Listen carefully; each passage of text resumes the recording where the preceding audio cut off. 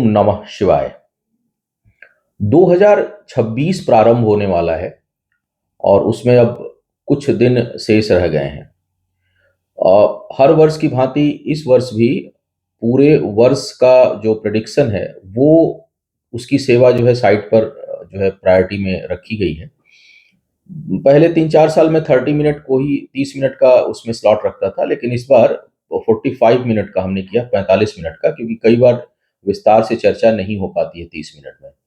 तो 45 मिनट की सेवा हमने जो है वो एक साइट पर जो है वो आपको मिलेगी, जिसमें 2026 में क्या अच्छा है आपके लिए, क्या बुरा है, क्या सावधानी रखनी चाहिए, क्या उपचार होना चाहिए पहले ही, क्योंकि ज्योतिष का जो सबसे अच्छा रोल है वो पहले है।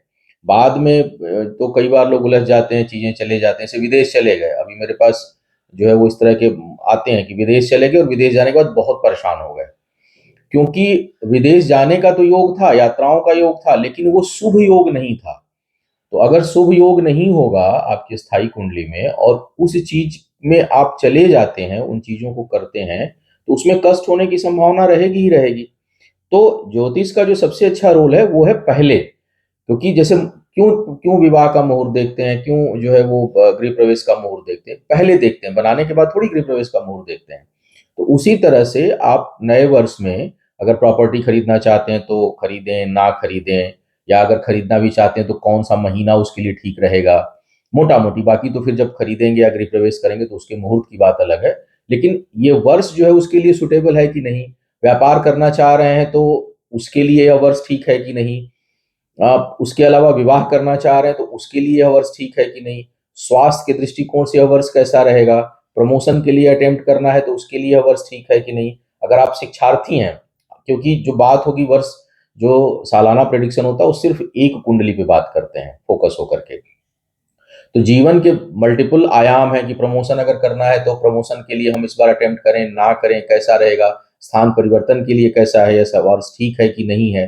तो इन तमाम चीजों से संबंधित जो भी आपके 2, 4, 5 प्रश्न हो, कई बार लोग लिख देते हैं कि आने वाला 2 साल 3 साल कैसा। नहीं, आप ये ध्यान रखें कि प्रिसाइज होकर के 2026 पर बात करेंगे, सिंगल कुंडली पे बात करेंगे, उसमें किसी दूसरे की कुंडली नहीं ली जाएगी।